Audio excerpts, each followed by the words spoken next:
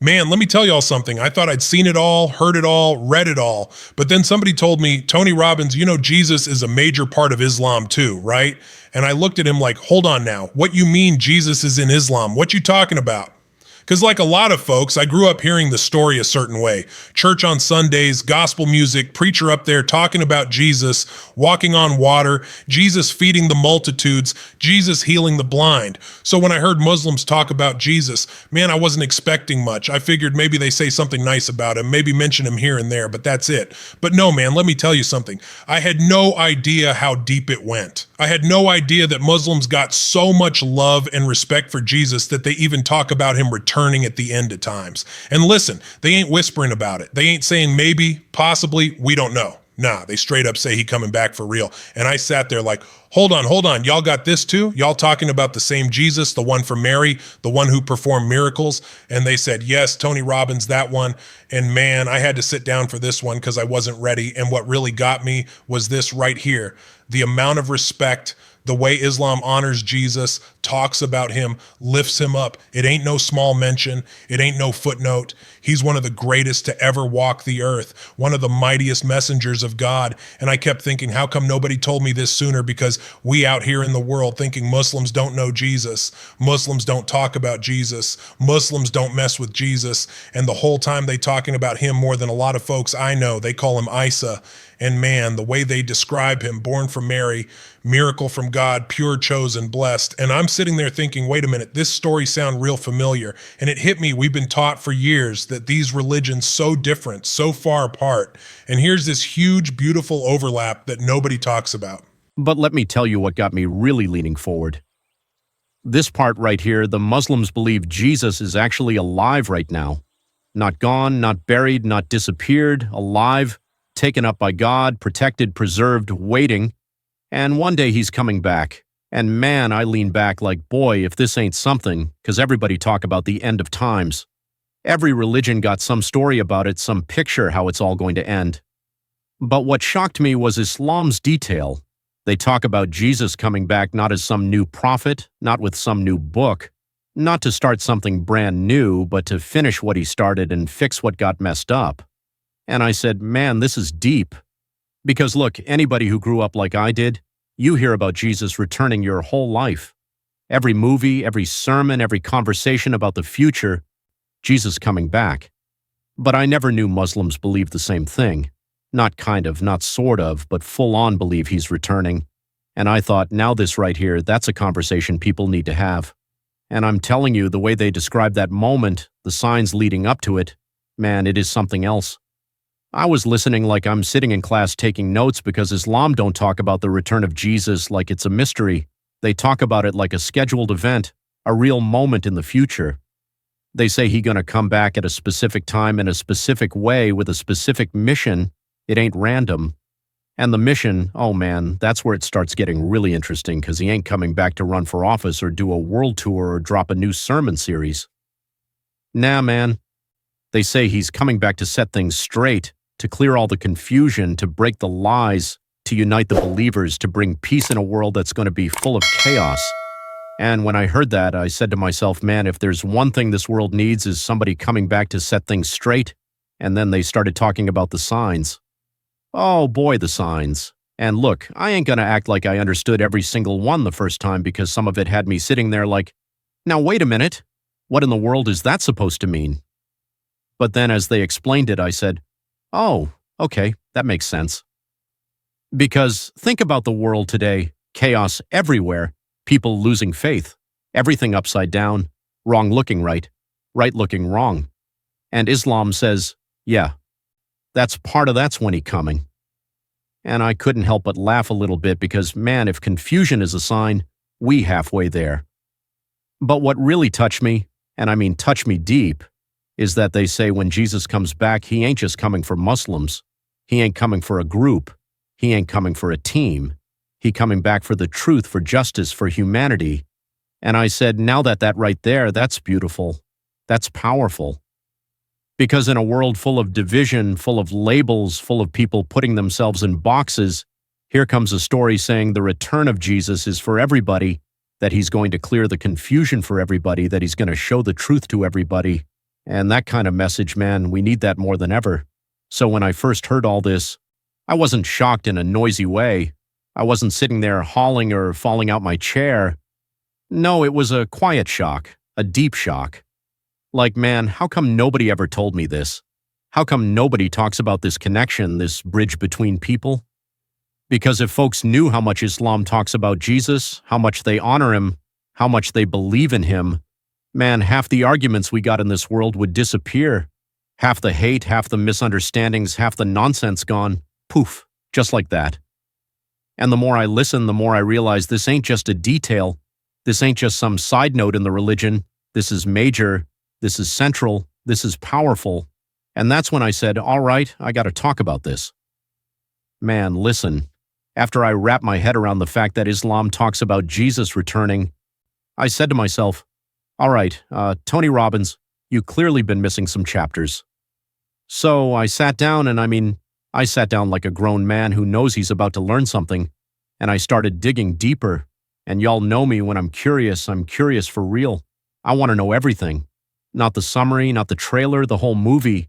And the more I dug into this, the more I kept saying, man, this story is wild. Not wild like crazy, but wild like perfectly connected, perfectly detailed, perfectly designed. And what had me leaning in was the way Islam explains the role of Jesus in the end times. Because they ain't just saying he returns. They saying he returns with purpose, a mission, a job to finish. And it ain't a small job. This man coming back to face one of the biggest forces of evil mentioned in any religion. And I said, oh, now that's something. Jesus coming back for the final showdown. Man, you couldn't write a movie better than this. So I kept reading and they start telling me about this character called the Tao. Now listen, if you ain't never heard that name before, let me break it down in Tony Robbins language. This dude is like the ultimate deceiver, the final con artist, the biggest fraud to ever walk the earth. I'm talking about the guy who shows up when the world is already upside down and he flips it even more. A man who convinces people he's got the answers, but all he got is chaos. And I sat there thinking, man, we got people today who think they slick, but this dude, he's something else entirely. And Muslims believe Jesus is the one, the only one who's going to confront him. And I ain't gonna lie to you. The idea of Jesus running it back one more time, coming down in the middle of chaos, walking into a world full of confusion and saying, all right, enough of this mess, man. That hit me. That touched me somewhere deep because I said to myself, if there's anybody qualified to clean up a world going crazy, it's Jesus. And the way they describe his return, it ain't quiet, it ain't hidden, it ain't secretive, it's clear, it's seen, it's known. They say he descends at a specific place, a specific moment with angels surrounding him, and people recognize him immediately. And one thing that made me smile, like really smile, is how Islam describes Jesus physically. They talk about him like he's real, like you could see him walking down the street.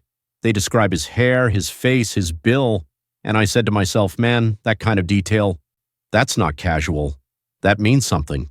Because if somebody tell you who they expect to return and they tell you what he looks like from head to toe, that ain't fantasy. That's belief. That's preparation. That's certainty. And I realized right then that Muslims ain't sitting around wondering if Jesus is going to come back. They believe he will. And that kind of faith, that kind of confidence, man, that's strong. Then I started learning about what happens after Jesus arrives.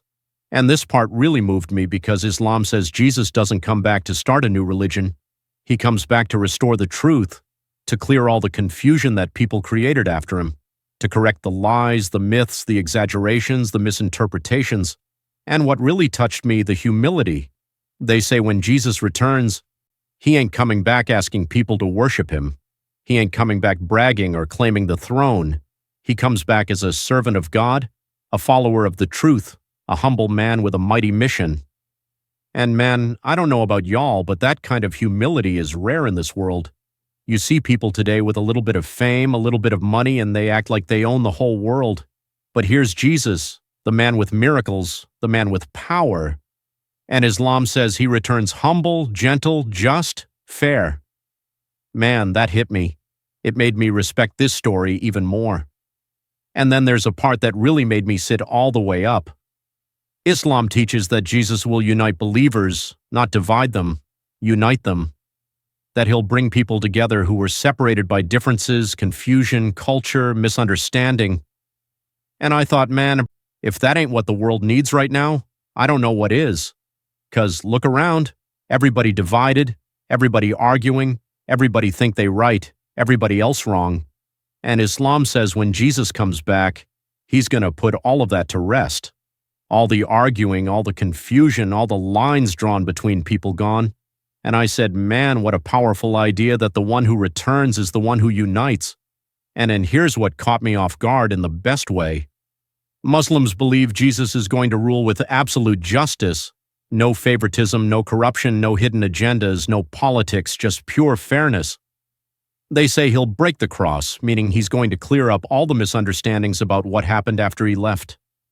He'll kill the DJA, meaning he'll end the greatest deception ever. And he'll establish peace, real peace, not temporary peace, not political peace, but true peace. And I was sitting there thinking, man, if that ain't the ending this world needs, I don't know what is. 'Cause everywhere you look today, people tired of the lies, tired of the chaos, tired of the injustice, tired of the confusion. And here's this belief saying, don't worry, peace is coming, justice is coming, the truth is coming. Islam says he returns because he wasn't finished. He returns because God raised him, protected him, preserved him for a purpose. And when that purpose is fulfilled, he lives out the rest of his life like a regular human being. Gets married, has a family, grows old, dies a natural death. And I sat there stunned, 'cause think about that. A man who performed miracles, a man who changed the world, a man who returns at the end of times to confront the greatest evil ends his life quietly, peacefully, just like the rest of us. And man, that humbled me, that touched me, because it shows that no matter how great you are, no matter how extraordinary your mission is, you still return to simplicity. You still return to humility. And that right there, that's beauty, that's wisdom, that's divine. And I remember thinking, man, if more people knew this side of Islam, this deep respect, this deep connection, this deep love for Jesus, the world would be a different place. Because let me tell you something, there's something powerful about realizing we're not as far apart as we think. There's something powerful about learning that 2 billion Muslims believe in the return of the same Jesus we grew up hearing about every Sunday. And it made me think, man, maybe the world ain't as divided as we've been told. Maybe there's more connection, more overlap, more unity than we ever imagined. Man, now let me tell y'all something. By the time I got to this part of the story, I was sitting there like a man watching the season finale of a show he didn't even know he loved. 'Cause everything I kept reading, learning, hearing about the return of Jesus in Islam just kept getting deeper and deeper. And I ain't talking about deep like you gotta squint your eyes and pretend you understand. No. I mean deep like you feel it in your chest. Deep like you gotta sit back and just let it wash over you. Deep like you start rethinking everything you thought you already knew. And that's what happened to me, man. I was sitting there quiet thinking this story right here. This ain't just religious information, this is a blueprint. This is a whole message about hope, justice, unity, and clarity. And the world needs that right now. They say before Jesus returns, faith going to get tested. Real tested. Not the kind of test where you miss a prayer or skip church one Sunday. I'm talking about real tests where people don't even know what truth is anymore, where people chase illusions, where folks start believing in anybody who talks loud enough. And I said, well, I've seen some folks like that already, and that's when it hit me.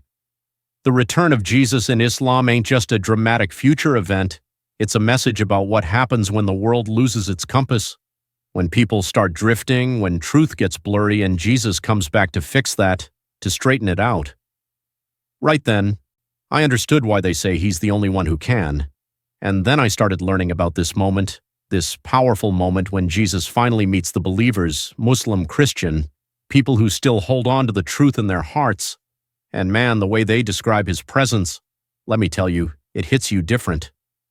They say he'll come down with such calm, such beauty, such peace around him that just being near him will make people feel clarity, like all the confusion just melts away.